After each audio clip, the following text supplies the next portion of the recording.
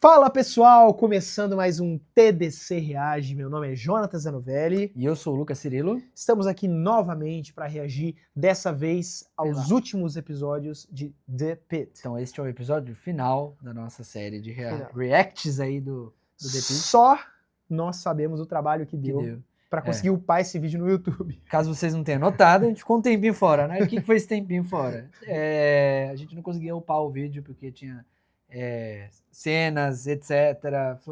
Chegar nesse formato aqui deu um certo trabalhinho, né? Então vamos lá, para quem nunca viu esse quadro, aqui a gente está reagindo dessa vez ao The Pitt, né? E talvez a última vez ao The Pitt, pelo menos dessa temporada. E a ideia é sempre reagir e dar nossas opiniões médicas aí, eu e o Lucas somos médicos, né? A dar nossa opinião médica sobre alguns casos da série e tudo mais. Já alertando que tem spoiler nesse vídeo aqui, né? Exato. E aí a ideia é uma brincadeira, mas ao mesmo tempo comentar um pouco da ciência, da fidedignidade e também para explicar para quem tiver curiosidade o que está sendo retratado, se isso se correlaciona na vida real, né? E já deixar um spoiler aqui, que mais ou menos aqui em torno de um mês, até um mês, a gente vai lançar o Pipoca TDC do The Pitt. Vai ser um episódio especial, longo, tá? Que a gente vai fazer no formato podcast, lá no nosso podcast do Tá de Clinicagem, sobre esse seriado, aí com participação de outros membros aqui do TDC, para explorar um pouco do que é, tranquilamente, aí o seriado médico mais realista de todos os tempos. Né? Falando em seriados médicos, a gente tá... Agora, o pessoal tá curtindo, né, esse bate-bola que a gente tá fazendo aí sobre outras coisas aqui no vídeo. Então, antes da gente começar a reagir, Luca, uma série médica fora do normal, fora da bolha, assim, que vale a pena ser vista. Fora da bolha é o The Nick, né? Boa The Nick, série, cara. Que é da HBO, né? Também, né, inclusive, então... É da HBO? Acho que não, hein, cara, acho que não. Não é? Eu acho Talvez que é. Não. Enfim, o The Nick, ele pega... O The Nick é um hospital de Nova York, ali no início do século... 1900. 1900, ali do século 20. Ele vai acompanhar um grupo de cirurgiões e residentes. Bem no início, assim, os caras estão começando a fazer anestesia, o cara faz, eu trouxe uma técnica aqui meio experimental, ele faz uma hack anestesia. A gente pode reagir aqui, a gente vai reagir. O problema é que a gente não é cirurgião. E é uma boa que é dirigida pelo Steve, agora o segundo nome eu não lembro como fala, se é Sandberg, alguma coisa assim, que é o diretor de 11 Homens e um Segredo. Sim, é muito bom. E o tem Clive na atuação Owen, né? Clive Owen, cara, gosto muito que do é Clive Owen. O Plano Perfeito. Plano Perfeito. Bom, cara, bom. eu vou indicar uma série também, é um pouco mais antiga, pra galera mais cult, né? Mas é uma série chamada de MASH, né? MASH é uma sigla, né? Pra basicamente um hospital móvel ali do exército, né? Que se passa lá na Guerra da Coreia, a série lá dos anos 70, mais ou menos. É uma série meio de comédia, assim, e aí mostra o dia a dia de um hospital militar na Guerra da Coreia. Top. Então é bem legal também, tem umas cenas bem interessantes, tem um filme também com uma trilha sonora fenomenal, tá? É top. Vale a pena dar uma olhada. Duas boas indicações, né? E antes de cair no episódio, estamos chegando no último episódio, no último aqui da temporada. Vale deixar alguns salves aí da nossa trajetória aqui do TDC Reage. Eu né? tenho salves para dar, tá bom? O pessoal que tá acompanhando aqui a gente no TDC Reage, o pessoal lá da Unify, tá? Pediram para eu mandar um salve para eles. São 7 pessoas. Vamos ver se eu lembro de cabeça, hein? Lucas, Carlos, Maria Gabriela, Thaís, Giovana, Alana e Letícia. Cara, não tem nenhuma nota aqui. Nenhuma lembra nota, de cabeça. Nenhuma nota. Tá? Esse é o nível do seu eu espero host. ter falado. Tá? Não esqueci de ninguém. Você tem algum abraço pra mandar? Todos que você deu, eu vou repetir em dobro. Aí, Perfeito. Porque eu não tenho nenhum. Um beijo pra vocês, galera. Tá bom? Vamos lá? Vamos começar a reação? E aí, esse último episódio, pessoal, a gente dividiu ele, na verdade, a gente não dividiu ele, a gente aglutinou os 3 últimos episódios do The Pitt, da última temporada, que todos eles acabam versando sobre o mesmo evento, que é um incidente com múltiplas vítimas, uma catástrofe. Legal. Né? Tá. Então, dando o contexto, durante o seriado ocorre um tiroteio em um festival de música que está acontecendo ali no fim da tarde, bem ali nas 18 horas, no fim do plantão, e o centro do pronto-socorro lá do The Pitt é sinalizado como referência para receber os casos de trauma do hospital. Então, eles vão instituir o que a gente fala, que a gente chama, né, de protocolo de incidente de múltiplas vítimas, catástrofe, e eles vão se preparar para receber um grande volume de pacientes ali no pronto-socorro. Então, eles fecham o pronto-atendimento. Todos os pacientes que estavam sendo atendidos, todos aqueles casos, durante todo o seriado, ao longo do plantão, eles são realocados em algum outro lugar, porque o pronto-socorro vai ficar exclusivamente destinado para receber as vítimas desse incidente. Interessante, né? Tá bom. E aí é para gabaritar, né? Era o último checklist que faltava da medicina de emergência, né? Que é o incidente com múltiplas vítimas, né? É o chefão, né? Basicamente. Eles né? fazem de tudo o que Big Boss. Eu não teve, eu acho que eles guardaram para a segunda temporada uma toracotomia de urgência ali, Pode de ser, reanimação. acho Não que teve vai isso, ter, vai ver na talvez. próxima, certeza. Vai ter muita coisa de cirurgia aqui? Só praticamente isso. Então, assim, também foi difícil garimpar alguma coisa que nós, clínicos, agregássemos para vocês, né? Assim, tem muita coisa de trauma, emergência, ortopedia. Acho que vale deixar já a meia culpa, né? Assim, galera, somos clínicos. Vamos Exato. reagir a coisas de emergência e cirurgia. Então, se alguém quiser contribuir aqui no comentário, falar, olha, acho que vocês erraram falando isso. Ah, não, na vida real é assim que a gente faz e tal. Por favor, contribua aí. Se tiver bastante comentário, talvez dê até pra gente fazer um vidinho pocket reagindo, né? Esses comentários. Ou até mesmo lendo, aprofundando né? um pouco mais nesse cenário aí, algumas coisas de trauma, TLS. Vamos lá? Tô interessado, hein? Vamos lá. Então, meu fone e aí, a ideia aqui é que ele vai começar a explicar como que vai ser a organização do pronto atendimento para receber as vítimas Legal, vamos nessa então. Do festival, tá? Active shooter at Pitfest. As the nearest trauma center, we are going to be getting the majority of the victims. Tá. E aí aqui você vê, inclusive, que já começa até, eles têm caixas de suprimentos exclusivos e separados nesse protocolo, né? Aqui, assim, a gente tem a OMS, né, a Organização Mundial de Saúde, ela tem, acho que até um curso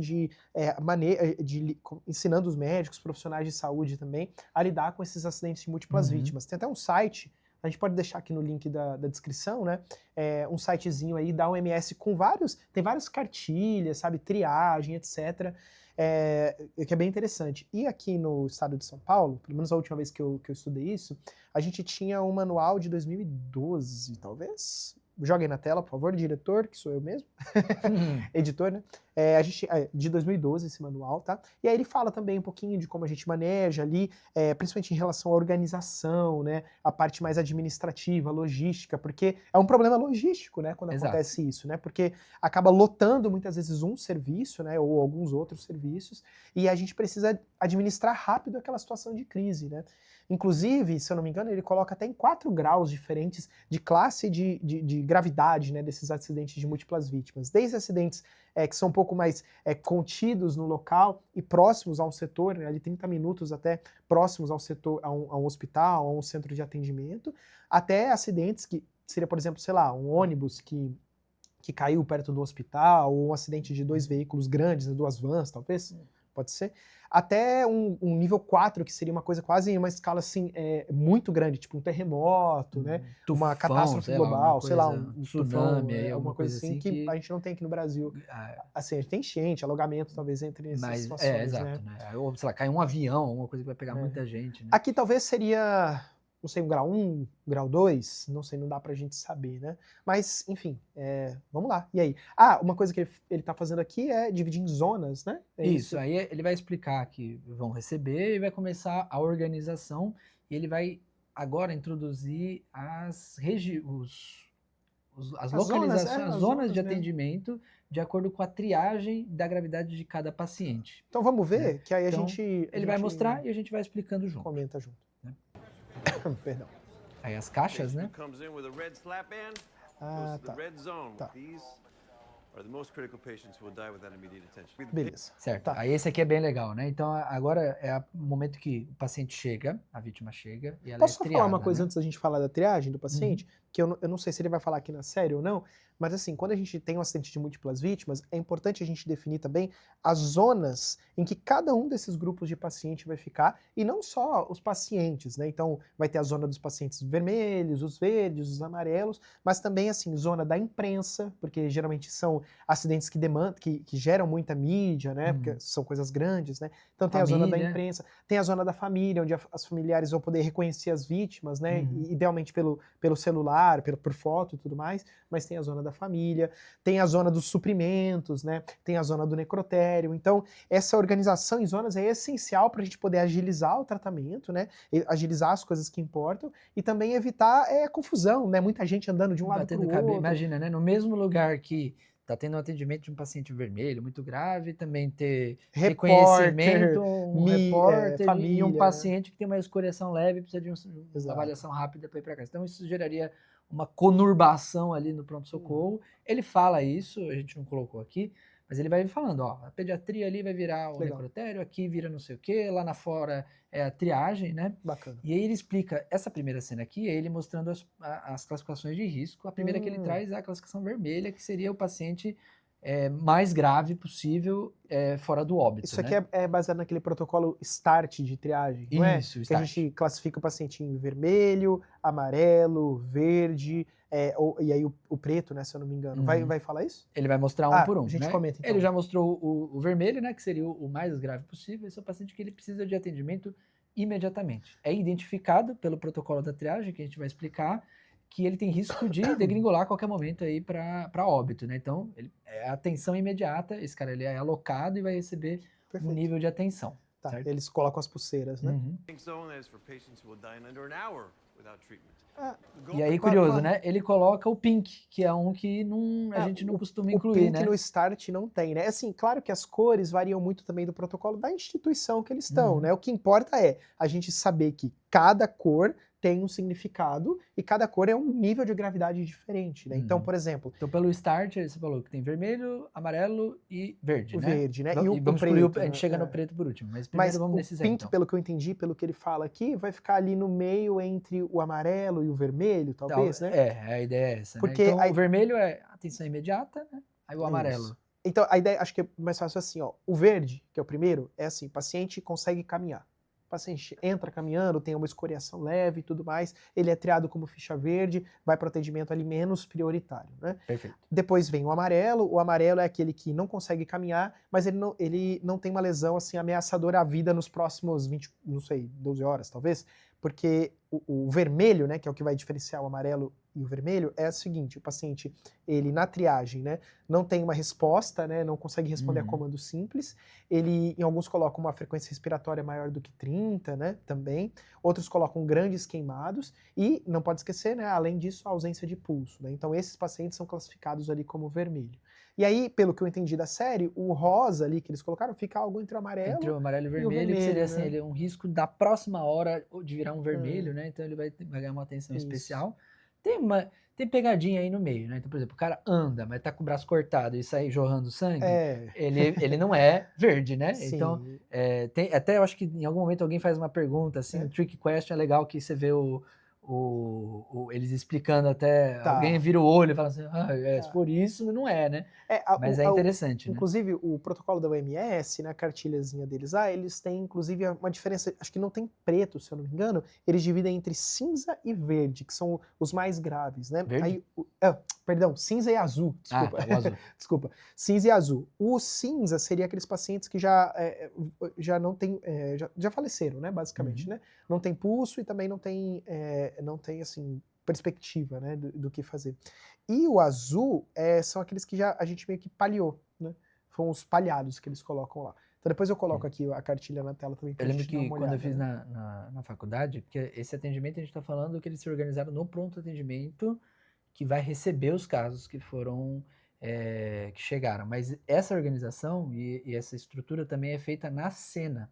Porque às vezes o paciente já é triado ali durante o atendimento na cena da catástrofe, alguma coisa assim. Eles colocavam umas lononas, a gente fazia isso no estacionamento da faculdade, né? Fazia essa simulação, acidente de ônibus, alguma coisa do tipo, porque alguns atendimentos vão precisar acontecer já no momento ali da catástrofe inicial, sim. Antes do transporte. Então, os pacientes vão precisar daquela avançada, né? Do atendimento ali do APH, né? O pré-hospitalar. Só uma correção, Luca, eu acho que eu falei errado. O vermelho, quando você não tem pulso, você já nem entra no vermelho, né? Isso.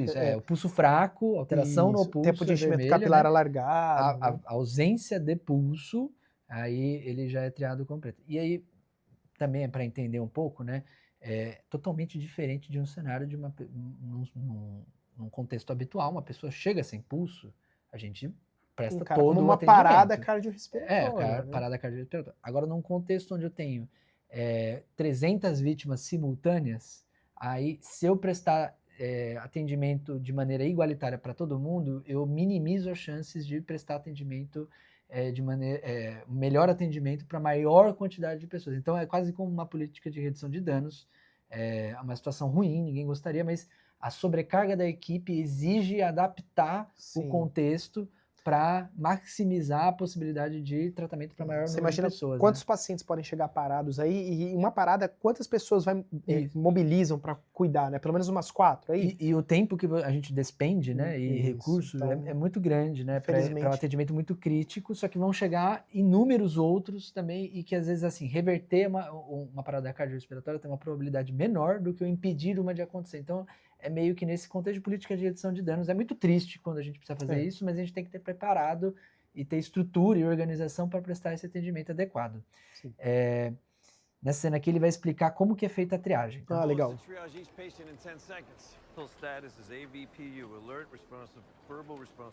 Ok.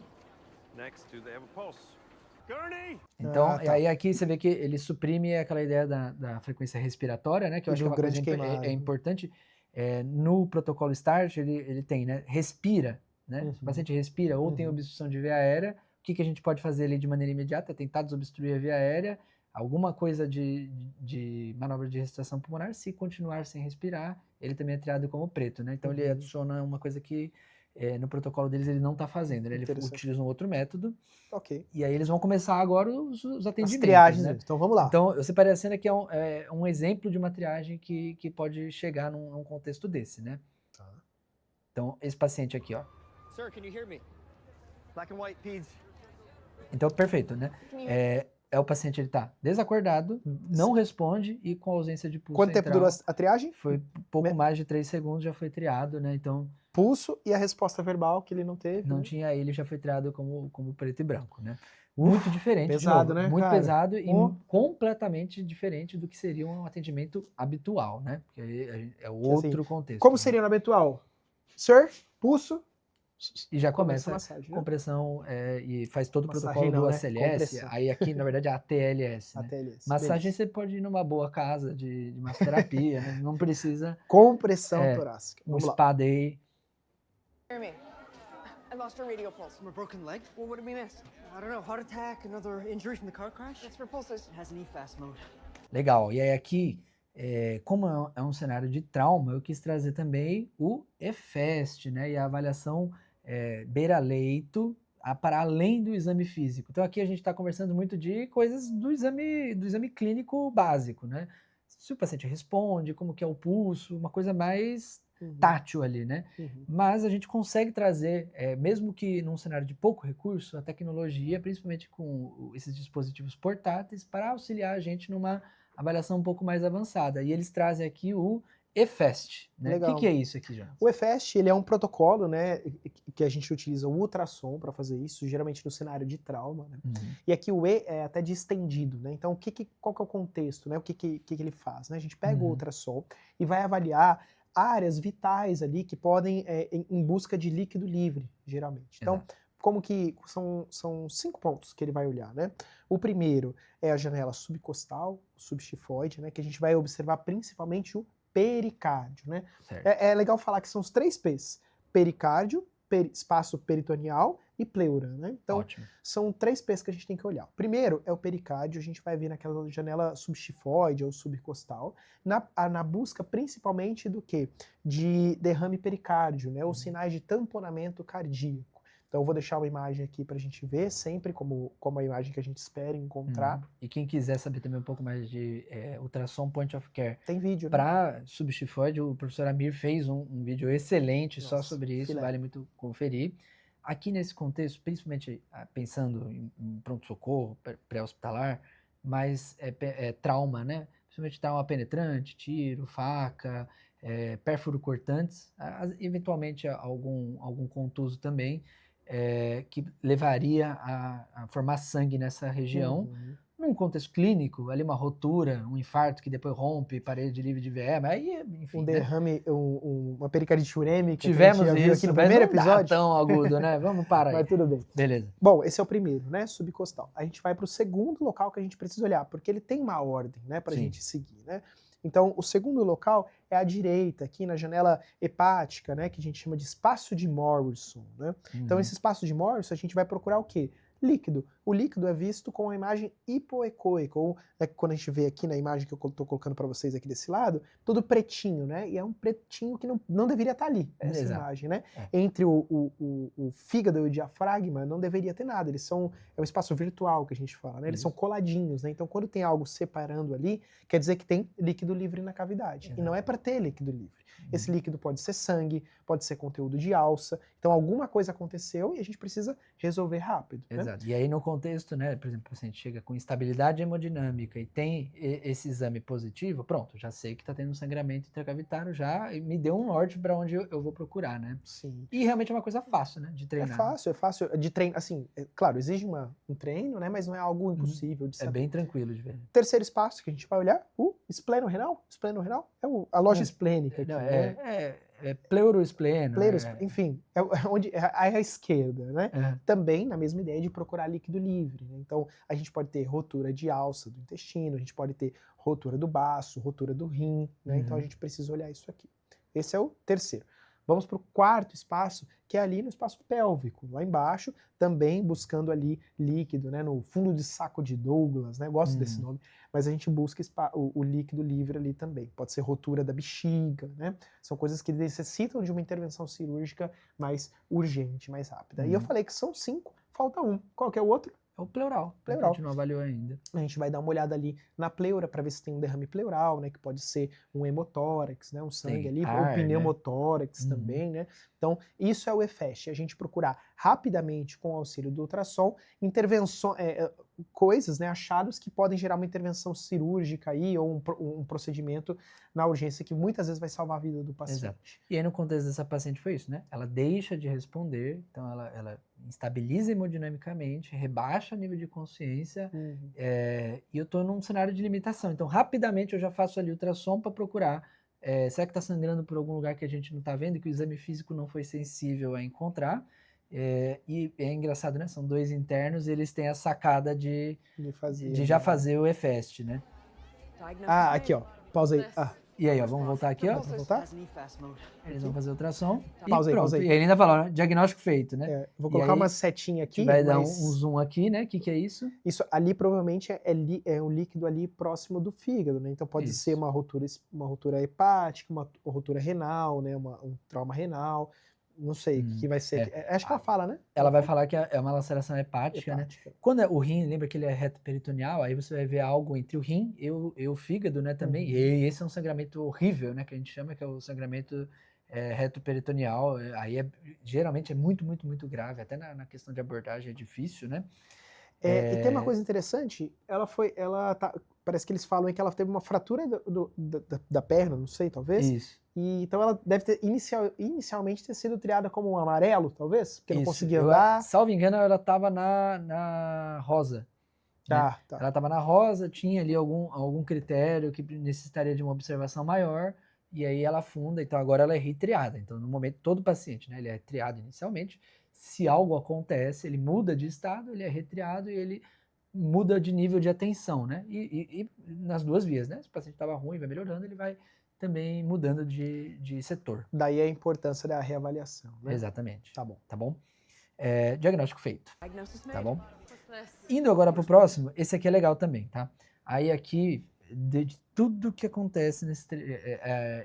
uma coisa que a gente não comentou, né? São 3 episódios agoniantes de ver, porque é extremamente ansiogênico, principalmente pra gente que trabalha em pronto-socorro. Eu trabalho em pronto-socorro que é referência de trauma. Eventualmente, chega 2, 3 vítimas de uma vez ali de algum acidente perto da rodovia, ou o pré-hospitalar traz 2, 3 pacientes clínicos, você já fica muito ansioso. Aqui, um atrás do outro, o tempo todo eu comecei a ficar meio mal, assim, sabe?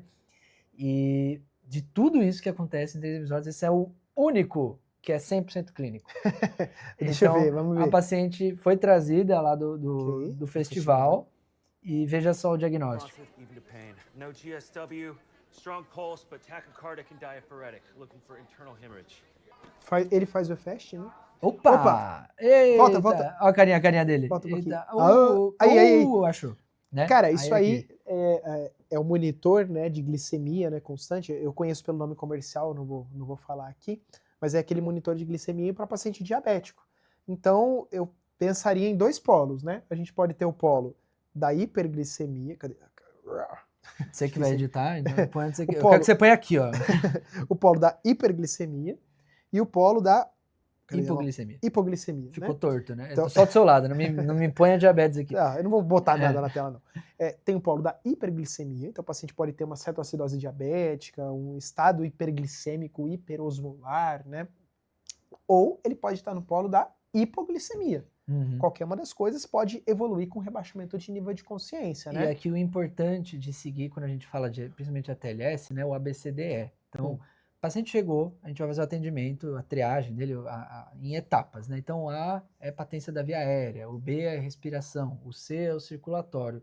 E ele vai passando, ele fala, ó, ela tudo bem, ela não tem, ela tá com o pulso forte, ela respira bem, ela não tem obstrução de via aérea, ela tá com rebaixamento de nível de consciência, que é o D do neurológico, né? E aí chega o E, que é o E também da Exposição, exposição. Então, ele fez o FAST, ele procurou algum motivo ali da apresentação clínica dela tá daquela maneira, não encontra. Quando ele vai expor o paciente, aí vem um monitor de glicose, que não dá diagnóstico nenhum, mas ele dá uma pista de um antecedente importante, que é o da provável diabetes mellitus. Para uma paciente que está desacordada, né? Qualquer pista é ouro. Exato. Né? E aí a gente tem Cara, que incrível, né? Ele passa um por um, assim, a série muito bem feita. É muito bem demonstrado. Nisso, às vezes, bolso do paciente, você pega medicamento.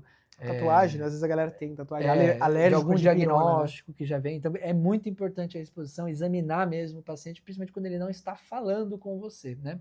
E aí, mantra sagrado, né? Qualquer déficit neurológico agudo, e isso inclui rebaixamento de nível de consciência, a gente vai medir o quê? Uma glicemia capilar, porque não queremos tratar nenhuma hipoglicemia como outra coisa, né? Sim.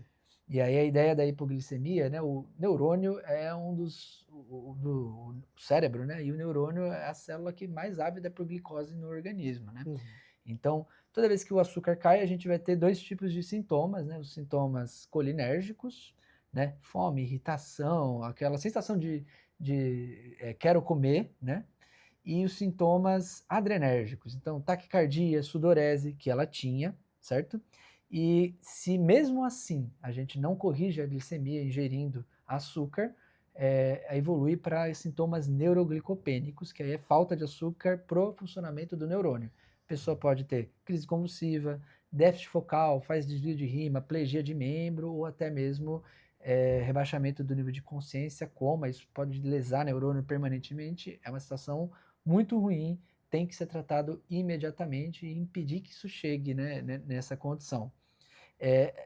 A gente não coloca aqui, eles vão ter uma briga, né? Ela vai falar, meu, como é que ele vai pedir glicose empírica agora, né? Meu, deve ser uma hipoglicemia, vamos fazer glicose. Aí ela vai virar e falar, pô, mas você não sabe a glicemia? E se ele tiver em cetoacidose diabética ou CAD, né? Você vai piorar. Aqueles 2 pontos que eu coloquei, né? Pode ser isso ou pode ser isso. Cara, eu acho que, pensando em contexto de festival de música, se a pessoa ficou lá, deve estar caro pra caramba, né? Só quem já foi no festival de música sabe quanto é caro pra comer, né? A pessoa vai lá, não come nada, fica o dia inteiro lá, eu apostaria em hipoglicemia aqui. Até pelo sintoma, né? Rebaixamento do nível de consciência. Tudo bem que a cetoacidose também pode fazer. Até pode dar, né? Mas assim, aqui você não precisa apostar, né? Você faz a glicemia capilar e descobre. No mundo real você faz, né? E não aposta mas, em nada. não tenho. Meu, que é o cenário aqui. O que vai fazer menos mal pro paciente é repor a glicose empírica e aí, nesse meio tempo, tentar conseguir o bendito glicosímetro para medir, né? Sim. E aí, adivinha o que era o resultado? Era uma hipoglicemia, né? E o cara salvou E aí feito um bom diagnóstico. Daí a importância da estruturação do atendimento do ABCDE também, muito legal, bem representado, né? Gostei. Muito bom. Tim, empathy 50 now. E aí ele pede a glicemia. Esse aqui é engraçado, tá? Então, esse caso aqui que eu trouxe é uma cutucada pitoresca para os anestesistas, né? Coitados anestesistas. De tudo que acontece, né? Tem duas cenas que eu trouxe aqui que são top, coisas mais irrealísticas que poderiam ter sido representadas na série. Uma você vai ver, você vai quebrar suas pernas. Tá. Agora, essa aqui também é irrealística. Então, eles fazem uma brincadeira bem humorada com o anestesista, né? Então, aqui o anestesista desceu do centro cirúrgico que vai ajudar lá no manejo dos pacientes graves que estão chegando. E veja o que vai acontecer. Só uma coisa, pausa rapidinho. Pausa rapidinho. Posso fazer só um comentário? Pode. Volta lá rapidinho na imagem do vídeo só. Aqui? Isso. Cara, uma coisa legal é que eles estão com esses casaquinhos laranjas, né? E isso é bem importante quando a gente tem acesso a isso numa situação de acidente de múltiplas vítimas, porque permite, de forma óbvia, até como falar, mas permite identificar quem faz parte aí da equipe de cuidado ali dos pacientes. Porque, imagina, tá chegando gente toda hora, é paciente, é família, é imprensa, é polícia, não sei quem. Quem é quem aqui, Quem né? é quem, né? Então, é importante até, isso tem no, se eu não me engano, tem no protocolo do OMS, e acho que tem também no de São Paulo, não tenho tanta certeza, mas assim, é importante a pessoa ter essa documentação, a identificação, né? Eu sou o médico aqui e às vezes, nessa situação de caos, só o crachazinho ali não vale, né? Então, bem bacana aí. Até isso é bem esse detalhe, né? assim, legal, né? Exato.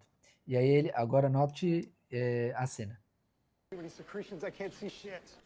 You guys have a fiber optic laryngoscope? Nope, just a rigid glascope there. Pô, aí, cara. When did this guy last eat? We never know down here. Aí aqui essa é uma piadinha, só para explicar para quem não entende. Gostei. Procedimentos anestésicos, né? Quando a gente vai fazer uma cirurgia, alguma coisa assim, o que vai envolver sedação, a gente sempre vai em jejum. Justamente porque alguns sedativos podem induzir a êmese, e outro ponto é que também, se a gente precisar fazer ventilação, alguma coisa assim, se distende o estômago, existe o risco de vômito e broncoaspiração. Então, o jejum ele é mandatório para procedimentos anestésicos, via de regra. O tempo varia, né? Para reduzir o risco, né? Aí ele fala, quando foi a última vez que ele comeu? E aí ele fala uma verdade, né? A gente nunca sabe. E na emergência, a gente sempre toma por regra que o paciente acabou de comer. Exato. Né? Então, mas não importa. A gente sempre vai admitir que ele acabou de sair do restaurante e veio para emergência. Então, a gente nunca tem esse luxo. E ele fica pedindo uma série de recursos. Nasofibro, né? Nasofibro. O cara vai vir com equipamento na emergência. Não vai ter nada disso, né? É claro que assim, né? Uma coisa que talvez seja irreal é que o anestesista, ele vai ter essa noção. Ele não vai ser sem noção igual esse cara aqui. Isso aqui é mais uma brincadeira, né? É óbvio. Pra cutucar, né? Eu acho que é só porque pra ter o flavor de dar uma zoada aí. Óbvio que o anestesista vai... provavelmente vai ser o primeiro a entubar ali rapidinho, né? Exato. Então, mas valeu a brincadeira, eu gostei. E aí aqui. Não, e que anestesista que vai falar que ele fala de pressão cricoide aqui é Selick, né? É manobra de Selick, que inclusive tá a própria sociedade 90, sei lá, né? a própria sociedade de anestesia ASA é proscrito, né? Ele não é para fazer o Selick, né? Então, assim, a ideia, né, é fazer uma pressão na cricoide ou comprimir o esôfago e impedir que tenha refluxo de conteúdo gástrico ou o inverso, né, do tubo hipoesôfago. Na prática, ele joga o esôfago para o lado só, não acontece nenhuma desses efeitos desejados e até às vezes atrapalha a gente na laringoscopia, né. De novo, numa provocação ali do bem, quem faz isso muito bem é aquele Farkas, né, o Glauco, o Farks, né. Farks. Esse cara aí, ele tem as melhores piadas de humor médico, né, entre especialidades, assim, ele faz todos os caricaturas, né? E esse aqui é uma caricatura de um anestesista meio gourmetizado, né? Mas aqui, agora só até para dar o contexto, né? Realmente, é uma via aérea difícil, não conseguiram entubar, inclusive o anestesista pede ajuda pro Dr. Rob, né? Talvez tenha algum mérito aí de que numa via aérea de emergência, de fato, ele tem mais hábito do que um anestesista, porque ele trabalha na emergência. Então, toda a via aérea dele é uma via aérea de emergência. Até que se prova o contrário. E aí, ele vai tirar uma manobra que eu, pessoalmente, nunca tinha ouvido falar. Tá? Lá vem, essa série gosta de inventar moda, hein? Vamos ver. Yeah. Come over and just give me a chest compression. Just give me one good push. Yep. Okay. 2. Cara, volta só um pouquinho. Essa cara dele aqui é maravilhosa. É a mesma cara que eu fiz, eu acho, cara. Que é isso, gente? I think I am in. O que foi isso aqui? Sei lá. O que foi isso aqui? Sei lá, cara, não sei. Então o Dr. Robert te explica. Bubble innovation. You gave the compression and followed the air bubbles up more than one way to tube a cat. E aí, sabe qual que é o curioso, né? Não, deixa eu só ver se eu entendi. O racional disso aí. Então, o cara tá entubando lá. Vídeo laringo. Né? Laringo comum. Vídeo laringo, com laringo comum. Exato. Aí ele tá com a via aérea difícil. Não tá enxergando, visualizando bem as cordas vocais. Porque tá cheio de secreção ali. Ou tá perdido ali, sangue, não vê nada. Tem alguma coisa ali que tá impedindo. Aí ele pediu pra ela fazer uma compressão torácica pra soltar bolinha pela via aérea. Isso. Porque o lugar que fez mais bolha é onde o tubo provavelmente tá a laringe ali, a traqueia, que ele vai dar uma sinalização. É isso? É isso. Essa é a intubação com bolha, né? E aí o curioso, eu nunca tinha visto, talvez eu nunca tenha precisado para alguém mencionar, né? E até estudando. Eu tô incrédulo ainda. Estou incrédulo. É um tipo de algoritmo que não tinha chego na minha atenção, mas de fato, aí quando você vai ler sobre, né? A ideia é fazer uma pressão, e é uma manobra até inteligente, né? Eu faço uma pressão externa no tórax do paciente, e aí forço a saída de ar do pulmão pela laringe, né? E aí isso forma bolha. Simplesmente em contexto de secreção, alguma coisa assim, vai dar um norte para quem está visualizando ali pela laringoscopia e falar, opa, ó, a via aérea tá nessa região aqui. Né? Bem interessante a ideia. Caramba, Quando eu fui dar uma estudada, sabe qual que é o mais curioso? Ah. A maior descrição disso é por intubações usando nasofibroscópio em procedimentos anestésicos. Então o anestesista deveria saber isso. É o que mais. Ele não ficaria nada chocado com isso. Tá. E se o cara dá uma palestra dele assim pra ele, eu ia falar, meu irmão, Cara, pelo amor de Deus. Calma aí, né? eu não tô começando hoje. Cara, mas eu fiquei é legal. sem palavras, na verdade. Assim. O que me surpreende é isso. A gente que é médico formado, que trabalha inclusive em emergência, assistir um seriado e falar, pô, isso aqui é uma coisa que existe, é descrita em literatura e eu aprendi também. Legal. Muito, muito bacana. Bacana, né? Mais um ponto positivo aí pro seriado. O importante é sempre pesquisar, né, Luca? Também assim, não dá pra tomar o que Não, tá não, na série verdade. óbvio, mas eu aqui acho que foi o que você fez, né? Vou deixar referências aí bibliográficas muito, muito, muito bom. Top. Tá? Vamos lá. Mais um caso aqui de via aérea interessante pra gente. Eles curtem, né? Need some help with an airway? Bacana, pediu Tá. ajuda, perfeito. GSLB to the neck with expanding hematoma and distorted anatomy. Perfeito. Aí esse aqui é um cenário tenebroso, porque aqui ele engloba 2 preditores de via aérea difícil, que não é só preditor de intubação difícil, mas é também um preditor de ventilação máscara-facial difícil, que é distorção de anatomia cervical. Tá? Você sabe qual foi o trauma dela? Aí, pelo que deve ter sido um tiro mesmo ali na região cervical, parece que tem uma laceração de artéria carótida, com um hematoma em expansão. Um outro cenário que a gente acaba pegando isso muito na prática é tentativa de punção venosa aqui Já na região cervical. Vimos juntos, inclusive, um caso. Funciona inadvertidamente carótida, isso pode levar a um hematoma em expansão e vai desviando e podendo até comprimir via aérea. E aí é uma obstrução de via aérea alta, é bem então, grave. O sangue vai expandindo e vai... Porque a carótida, tá tudo aqui, né? Tá tudo partes moles e vai comprimindo a traqueia ali, a laringe, pode levar a uma obstrução de insuficiência respiratória. Terrível esse cenário, né? E aí, 2 coisas essenciais. A primeira, né? Percebeu que você está numa situação em que talvez você não tenha experiência ou sentiu insegurança durante o manejo de uma via aérea, chamar ajuda, né? Tem vários algoritmos, protocolos, tem serviço que tem via aérea difícil, o que a gente sempre recomenda como um bom senso, mas até na literatura parece que é sempre intubar na presença de 2 médicos capacitados, né? Para não ter nenhum tipo de... ter essa dupla redundância aí, né? De ter Legal. 2 intubadores ali para se ajudarem caso algo dê errado, né? Ela chama o colega e passa o caso, né? E aí, olha a solução que eles vão tirar da cartola. Give me a 6.5 and a bougie. I got the bleeder. Perfeito. Então vamos lá. Foley catheter with a 30cc balloon. Peraí. Cara, esse cara aí, não é surpresa pra ninguém que eu não vi a série. Eu tô vendo aqui com vocês. Mas ele, pelo que a gente já viu, assim, ele parece que é um meio militarzão, não sei o que é. Ele gosta de fazer umas gambiarras. Ele é dos estereótipos, o maior emergencista aí do PS. Tá. Assim. Cara, esse negócio de sonda de Foley, eu não sei se ele vai fazer isso. Pode ser que sim, pode ser que não. Mas eu já vi um negócio que eles passam uma sonda de Foley assim. Então tem um trauma penetrante, né? Que pode ter sido o caso desse aqui. Trauma penetrante. Eles passam uma sonda de Foley, e aí, que é aquele catéter, o catéter vesical de demora, né? A sonda vesical de demora. Né? Essa imagem aqui que tá na tela de vocês, que é um catéter que a gente usa para passar a sonda no paciente, para fazer xixi, etc. Né? Exato. Então eles pegam esse catéter e lá no fim do catéter a gente consegue jogar um pouco de ar nele e tem uma bolinha, né? Um balãozinho, né? Um balão.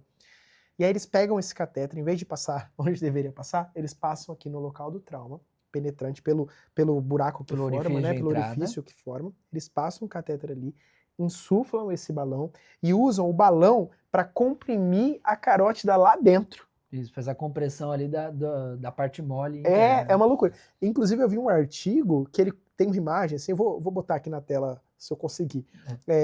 Um paciente com uns 4, 5 catéteres de Foley assim preso no pescoço. Exato. É loucura completa. Eu não sei se é isso que ele vai fazer. É exatamente mas isso que ele vai fazer. Cara, eu imaginei que seria uma coisa assim. Hemostática, né? Eu imaginei. Mas, então tem duas coisas, né? Pro trauma, ele vai lançar essa hemostasia com... Cara, eu quero ver isso aí. Com o catéter vesical.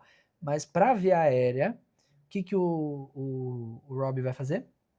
Sei lá. Ó, ele inventa cada coisa. Cara. Ele pediu assim, olha, me vê um bugie e um tubo 6,5. O que ele vai fazer? Crico. Uma crico. Então, é isso. Lembra que eu falei que ele tem preditor de via aérea difícil, não vai conseguir entubar e não vai conseguir ventilar. Aí esse é o cenário da via aérea cirúrgica. Se eu não consigo acessar aqui por cima, ele está com hematoma em expansão, não vai dar para entubar, tem que ir por baixo, via cirúrgica, ele vai fazer a cricotireoidostomia. Até a maneira que a gente, recentemente, a gente lançou um curso de intubação orotraqueal em pronto atendimento, que é uma propaganda espontânea, né? Situacional. Situacional, né? Talvez, mas a técnica que a gente recomenda, que acho que todo médico que trabalha, enfim, em situação de emergência, precisa conhecer, é essa cricotireoidostomia com o uso de um bisturi, um bugie e um tubo 6,5. Já falamos de crico aqui, né? Já, a gente até mostrou um vídeo pitoresco, né? Mas a ideia é acessa a membrana cricotireoide entre a cartilagem cricoide e a tireoide, vai ter a membrana, faz uma incisão transversal, punciona a membrana, mantém o pertuito com o dedo, introduz o bugie e aí passa o tubo. E, de novo, né? Eu falo isso, eu tô dando essa instrução, eu estudei e tudo mais, e o seriado representa de maneira fidedigna isso. Não, peraí. Volta aí. Eu não falei isso. O que é isso aí, cara? Essa é a maior pataquada eu não de entendi. o seriado. Volta aí. O cara está doando sangue durante o atendimento. É aquele cara lá? Aquele militarzão lá? Deixa eu ver, volta aí. Ah, não, cara. Eu não te falei isso. Isso aí, eu vou até tirar meu fone aqui. Me machucou. Cara, porque assim, penso eu, né? Assim, não sei se eu tô correto, né? Tudo bem, O negativo, né? O cara é o famigerado, né? O famoso doador universal, né? Beleza, tudo bem, eu entendo a nobreza do ato, né? Só que assim, pensa que você tá numa situação de emergência. Você é um dos emergencistas mais bem preparados para lidar com isso. Ainda não pode dar sangue. E aí você, o mais bem preparado, vai lá e fala assim, eu vou doar, sei lá, 250 ml da minha volemia. Tá? É assim, quem já doou sangue, não sei se já tiveram essa oportunidade de doar, você sabe bem como você se sente quando você sai de lá, né? Você sai meio round, né? E o cara, tudo bem, tem adrenalina ali e tal, tá envolvido, etc. Mas, bicho, eu acho que ele, assim, não é possível que nesse mundo de gente não tem ninguém mais O negativo para doar o sangue aqui. Exatamente. Essa é a maior. Esse aqui é o selo maior pataquada, tá? Assim, não dá pra. Isso aí não dá. Você pode. Sei lá, cara. Você quer doar sangue? Vai passar a linha, descansa ali no horário do café, né? Da revezamento de turno e doa. Isso aí parece da série Scrubs, né? Sei lá, mas aí aqui forçou bem a barra. Bem a barra. Tudo bem. A gente já mostrou, mas eu vou mostrar de novo. Ó, ele fez a incisão na membrana cricotireoide. Vai passar o bugie ali na cavidade para não fazer o falso trajeto e depois ele passa o tubo. E do nada vem o palhaço, né?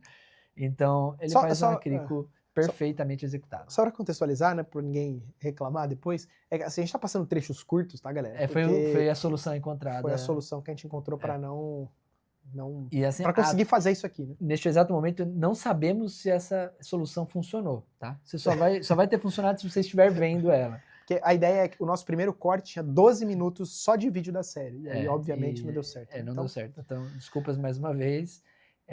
Legal a representação da crico, muito bem feita, né? E aí aqui, todo episódio a gente trouxe um momento de descontração. Eu trouxe um palhaço, né?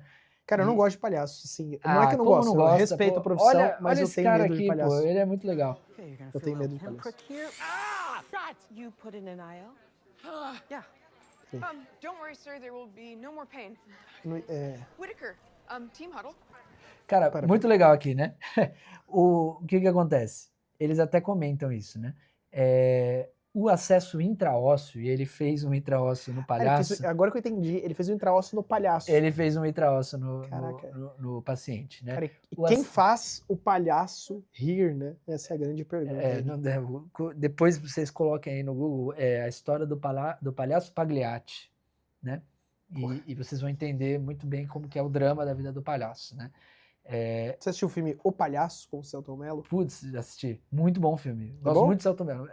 Muito, muito bom mesmo. Palhaço famoso também? Qual? O Coringa, né? Grande palhaço do cinema também. Ele eu achei que você ia falar o Bozo, né? Mas enfim. Também. Não tem um filme. Bom, desculpa, enfim, vai. Divagamos. ele passa um intraósseo no coitado do paciente, que ele tá super estável, tá bem, ele não precisaria nem de um acesso, quiçá, eu acho, né? E a justificativa da série é que, assim, eles falam, né? Todo paciente que estiver instável vai ganhar um intraósseo, vai ganhar transfusão de sangue completo, vai ganhar fluido, terapia, e se precisar, inclusive, um dreno de tórax. Isso é falado em algum momento lá do Tim Randall. O colega aqui levou muito a sério, ele é interno, né? E ele saiu passando o intraósseo, passou no coitado do paciente que está estável, acordado, não precisava, podia tomar medicamento via VO, né? Tem algumas coisas engraçadas. O palhaço sente muita dor. O paciente sente muita dor. O palhaço, coitado, né? Não tem nada a ver. A dor, só o palhaço sabe a dor, né? De ser palhaço. De novo, vá no Google e coloque esse palhaço Pagliatti, que você vai entender o que ele tá falando aqui agora. Triste. Ele sente muita dor durante a passagem. Qual que é a ideia do acesso intraósseo, né? Em alguns cenários, às vezes a gente não consegue pegar o acesso intravenoso, ou por dificuldade de punção, carência de rede venosa. Às vezes o paciente está tão desidratado, tão hipovolêmico, que você nem vê veia, né? Para fazer a passagem. Então o intraósseo ele é uma maneira, porque o osso está lá, né? Isso aí você consegue ver, não vai ter muito erro. E lembrar que a medula óssea é extremamente vascularizada, né? A gente esquece isso, né? A gente consegue fazer volumes absurdos, né, de líquido intravenoso, tanto cristalóide como até hemocomponente, pela via intraóssea, né? Então a gente pode fazer aqui tanto na região humeral, mas também no planalto tibial. Tem um método tradicional, né, que é com um trocânter, né, uma agulha que você vai penetrando, e tem essa pistola, né, que aí pronto, passou. Cara, eu nunca tinha visto essa pistola. Achei bem interessante, assim. A descrição, e até conversando com alguns pacientes, é que a punção não dói tanto, e o que dói mais é no momento que tem o início da infusão, porque vai ter um pouco da distensão da cápsula ali medular intraóssea, ali, que é bem inervado, né? Isso dói um pouco mais até do que a própria punção, né? Óbvio que não também, né, arrancar um pelinho, né? Uma picada considerável, mas aqui assim, a dor, ela mente, né? Ela fala que ele não vai ter mais dor nenhuma. Talvez agora na hora da infusão vai doer um pouco mais. Tá bom. E aí vai ter algum tipo de feedback positivo e construtivo para esse interno, né? Que passou um intraósseo de maneira divertida. Acho válido uma... É sempre importante uma educação ali, né? Ter o feedback aí quando a gente tem uma atitude que ela foi um pouco impensada, né? Estamos sendo bem efêmicos, tá? Quem não notou. Próximo caso. Isso aí Já viveu esse cenário aqui? Não, nunca vivi isso. Porque sempre antes de um usar, mentiroso. A gente testa, né, pô? Mas você nunca viveu isso? No meio da laringoscopia, a luz apagou? Não, eu não. Então você não trabalha com equipamentos da vida real, né? E muito, muito comum. O laringoscópio, eu não sei se a gente tem aqui. Tá guardado lá, tá guardado. Mas o grande problema com o uso, às vezes ocorre, né? Que a gente engata e ele tem uma fibra óptica, né? Que leva acende luz, lá né? Direto a luzinha, né? Isso com o uso do tempo desgasta e danifica e ele para de funcionar. Qual que é o problema? Às vezes quando você monta, ele acende a luz e fala, tudo ótimo. Quando você faz o mínimo de tração, ele apaga a luz. Por isso que a gente fala, testa e testa com a tração, né? Muito comum isso ocorrer. Às vezes está lá no pronto-socorro, você fica trocando lâmina e não acha uma boa. E aqui no cenário do caos, acabaram os laringoscópios bons, né? Acabaram os laringoscópios, né? E aí estamos ferrados, né? Você não tem como laringoscopar o paciente. Aí você pega a lanterna, eles pegaram a lanterna do celular, assim, e viram, né? Eu tentaria alguma coisa nesse contexto, né? assim. Acho que eu tentaria isso também. E eles vão chamar ajuda, né? Quem vem? O herói? E aí, já ouviu falar nessa? Não, desculpa. Eu não... E aí? Você conhece a intubação tátil? Não. Não conheço a intubação tátil. Se você tivesse que chutar, como que seria uma intubação tátil? Assim, não sei o que é. Sem saber? Cara, eu não sei. Tipo, é tipo como passar um bugie, assim, sabe? Você, não sei, cara, ele vai sentindo aqui com a mão aqui no pescoço, talvez? Eu imaginaria algo assim. Algo assim? Mas é algo bem diferente. Ele vai explicar aqui. Não sei. Index finger goes to the vallecula. The middle finger will guide the tube past the epiglottis. Balloon up. Já foi? Já foi. É como se fosse algo... Ele pega o dedo e passa o tubo no meio, assim? Não entendi. Isso. Qual que é a ideia aqui? Então, esse também é uma técnica que existe descrição em literatura. Eu fui achar artigo dos anais da medicina interna, ali, anais da Jornal de Emergência, de 1984. George Orwell. Grande livro. Grande livro, grande ano, né? Grande ano. E qual que é a ideia aqui, né? Existem alguns cenários que eu não consigo mobilizar o pescoço do paciente. Trauma cervical. Trauma cervical, alguma infecção, instabilidade, alguma coisa assim. E nesse contexto a laringoscopia ela fica atrapalhada, né? Porque eu preciso, às vezes, de um certo grau de mobilização, abertura de cavidade oral, para conseguir visualização da laringe e passar o tubo, certo? Tá, ok. Então, quem descreveu essa técnica tinha muita agonia em conviver com a possibilidade da existência desse cenário, né? E talvez era uma época que a gente ainda não tinha os fibroscópios, né? Que entra pelo nariz, que você consegue acessar com dispositivos menores sem tanta mobilização cervical. Então, qual que é a ideia? Com o indicador e o dedo médio, você vai descer pela linha média da língua. Então, literalmente, você tem que colocar a mão dentro da cavidade oral do paciente e você vai descendo pela linha média até chegar na região da valécula. Sim. Vai encaixar os seus dedos entre a valécula e a epiglote. Então, você pinça a epiglote com a mão.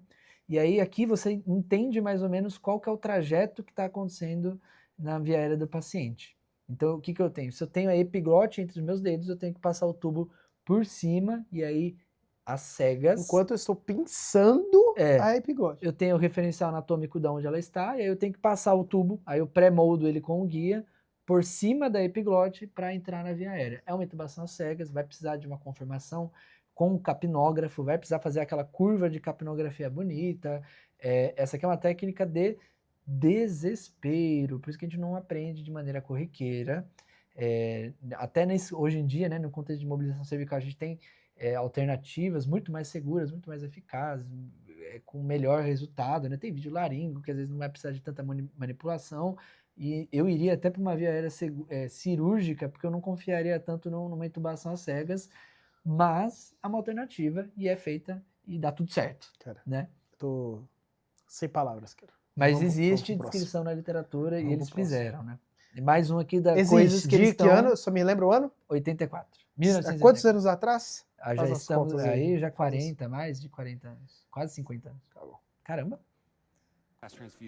You can't do an IG without an ultrasound, especially Aí aqui, vou até contextualizar, voltar um pouquinho, né? Então, ele... on the end tidal.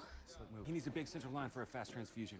You can't do an IG without an ultrasound, especially on a guy this big. You'll kill him if you collapse so long or hit the carotid. Então, vamos com Peraí, calma que tá aqui. muita coisa acontecendo. Vamos com então, aqui. deixa eu só ver se eu entendi. Tem um paciente parado. Parado, pessoal fazendo a compressão torácica ali. E ele não tem nenhum acesso venoso. E eles precisam fazer, provavelmente, um acesso central. Isso, aí o que acontece? Ele não tem nenhum acesso venoso e eles não conseguiram passar um intraósseo, ou eles contraindicam o intraósseo por conta do IMC do paciente. Tem uma lógica pela qual não dá para fazer também intraósseo ali. E aí eles vão falar, vamos passar um acesso venoso central. Então pegar uma veia calibrosa central para conseguir fazer transfusão e ressuscitar esse paciente, certo? E aí o que é a discussão primária aqui? Qual local eles vão fazer a punção? Qual vai ser o sítio da punção? Porque não temos ultrassom disponível aqui no setor. Porque sabemos, de repente os ultrassons do setor sumiram, né? Assim, não é como se não estivessem mais lá, eles só sumiram. Ponto, falha no script, tá? Porque até então o ultrassom é uma coisa que é para continuar lá no setor, mas tudo bem. Uma dúvida, é porque eles devem estar usando o ultrassom para fazer o EFEST, né? Sei lá, não sei. Enfim. Na verdade, uma dúvida não, mas aí quando a gente vai passar as cegas, né, a gente tem alguns sítios que a gente pode fazer isso, alguns locais de punção. A gente tem a veia jugular interna, né, que tem um marcador anatômico para isso. A gente tem a subclávia, também tem um marcador anatômico para isso. A gente tem a veia femoral, né, tem a axilar, tem a subclávia, né?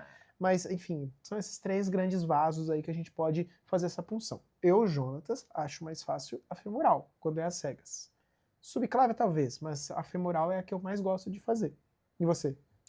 Assim, às cegas, o conforto seria pela veia femoral, mas referenciais anatômicos, talvez a subclávia seja mais tranquilo, né? Tudo bem que, assim, não sei você, né, mas eu sou uma pessoa completamente mal acostumada.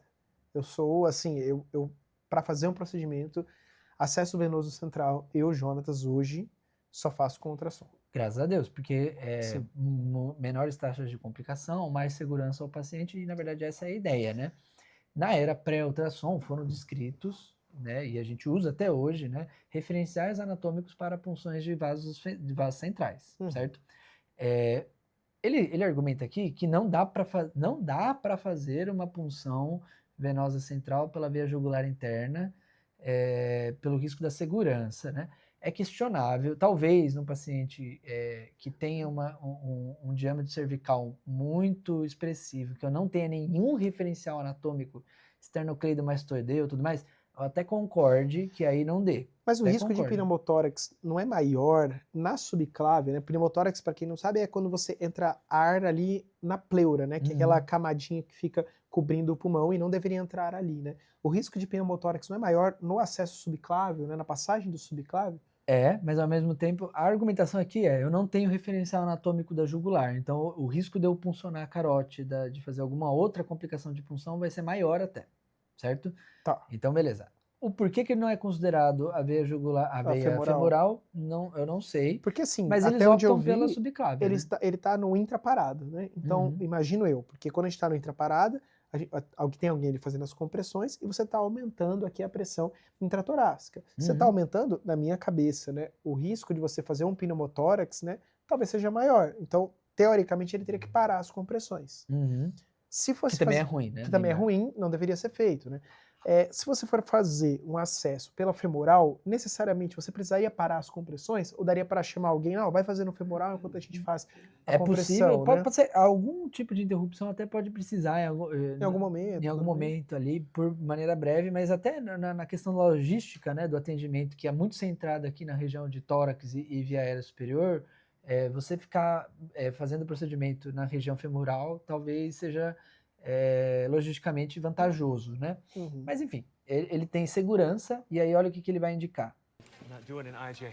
This is a supraclavicular subclavian.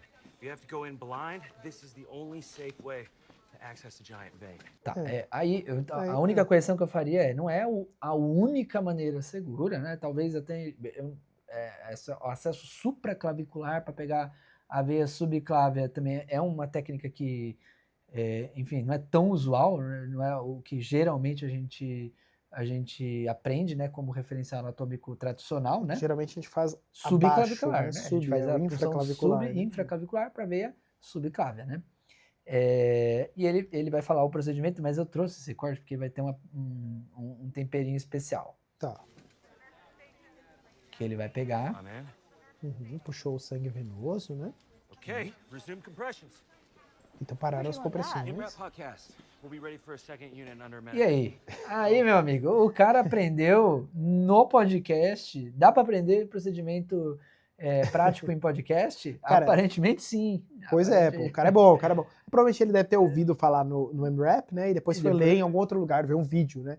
Mas uma coisa legal de falar é que o MRAP é um podcast muito bom lá da gringa, né? Lá nos Estados Unidos, que inclusive foram eles que fizeram a consultoria para essa série, sabia? Sim. Pô, bem animal isso, né? Inclusive, galera, quem estiver vendo aí, sob pressão, séries médicas, estamos dispostos aqui, disponíveis para consultorias médicas, né? Inclusive, já temos até indicações, né? Existem membros do TDC que já fizeram consultorias para filmes famosíssimos. Dr. João Urbano, né? Nosso querido Joca já foi consultor aí de um grande filme nacional.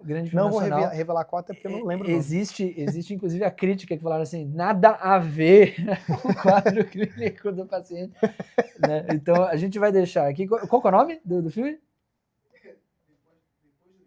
Depois do Universo. Então aí fica o convite a todos os médicos, por favor, vão lá e revisem tecnicamente, façam um react da revisão técnica do João Urbano e mandem aqui o que gostaram, vocês acharam. Não gostaram? Não gostaram? Me disseram que é impecável.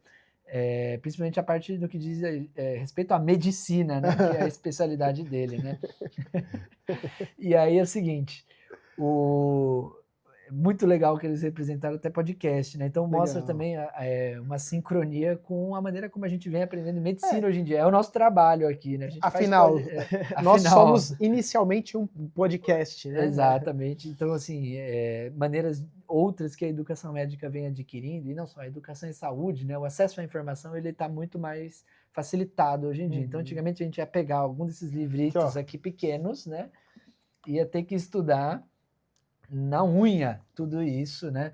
E sentar lá na biblioteca e fazer resumo.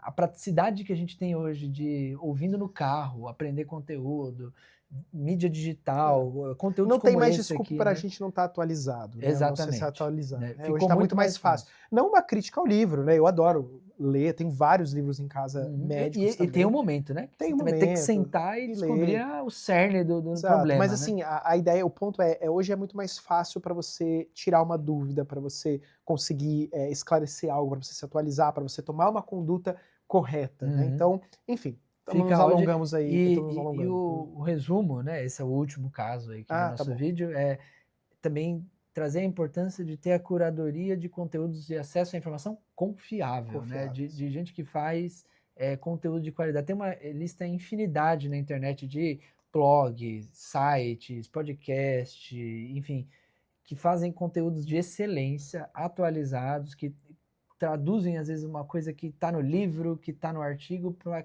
o aspecto prático, né? E a gente incorporar isso na nossa prática. Baseados em evidência. Em evidência, na melhor evidência científica disponível. Em boas evidências, né? Não basta ser baseado em evidências, tem que ser baseado em boas evidências, né? Então, dito tudo isso, a gente espera que durante toda a nossa jornada a gente tenha trazido um pouco disso para vocês, né? Pego ali um pouquinho de conteúdos, desde o mais bobinho até coisas muito hardcore que foram representadas numa série de TV, né? E traduzido isso também um pouco na nossa prática baseada na melhor evidência disponível daquilo que a gente selecionou, estudou e aprendeu aí para trazer aqui. Vamos tentar fazer isso com outras séries, né? Sim. Só uma pontuação aqui, eu gostei muito da série, achei assim, eu não assisti, eu assisti aqui com vocês, muito, né? Gostei muito do que a gente viu junto aqui, eu achei que foi, cara, a atuação dessa galera, esse ator que faz o Robbie, eu sei que ele já trabalhou em ER anteriormente, né? Assim, pô, parece que ele é o médico mesmo, parece que eles fizeram até um workshop, né? Ficaram uns dias imersos lá e para aprender e realmente deu certo, né? Série impecável, pelo menos do aspecto técnico, teórico, muito bom. Alguma bobeirinha assim, ou outra que a gente foi mais nitpicking, né? Um pouco mais chatinho, mas assim, porque é a nossa parte, né? Mas excelente, olha, gostei muito. Em diversos momentos assim, você olha, a gente que é da área esquece que tá vendo um bando de ator ali atuando, que é uma produção para a hora que você fala, caramba, um documentário isso, um vídeo institucional. Tem coisa até que dá vontade de pegar e pôr numa aula, porque tá até mais bem feito e dramatizado, dá um tom mais lúdico, né, para pôr para o aluno, alguma coisa assim. A série é nota 10, né, não tem como dar outra nota. Já estão produzindo a segunda temporada, disseram. Reagiremos aqui. E aí, assim, ó, se essa terminou dessa maneira, eu não sei o que vai ser esse próximo plantão. Assim, eu imagino que não tem mais, só uma invasão alienígena, uma parada assim... Uma bomba caiu ali no hospital. Porque assim, nada mais pode acontecer de errado para esses caras. Então, não sei. Eles vão surpreender. Mas nós também vamos surpreender vocês, porque a gente vai trazer mais conteúdo legal aí, lúdico, tentar continuar. Para terminar, galera, deixem aí, por favor, sugestões do que vocês querem que a gente reaja agora. A gente vai mudar um pouquinho o teor aqui do React. A gente vai tentar reagir a cada semana uma série diferente, pra gente poder abarcar várias séries aí, né? Então, a ideia talvez sob pressão, a próxima? Talvez. Não sei aqui? Vamos ver, né? Vamos ver. O que a gente conseguir subir, né, para o canal sem pegar direito autoral vai ser o próximo. Tá bom? É isso. Então, o like, sininho, inscrição, blá, blá, blá, blá, blá. E dê sugestões aí de coisas pra gente falar. Se não tiver série, vídeo, receita, qualquer coisa aí, a gente vai estar falando aí e trazendo pra vocês Clínica Médica. Agora sim. Beijo. Forte abraço.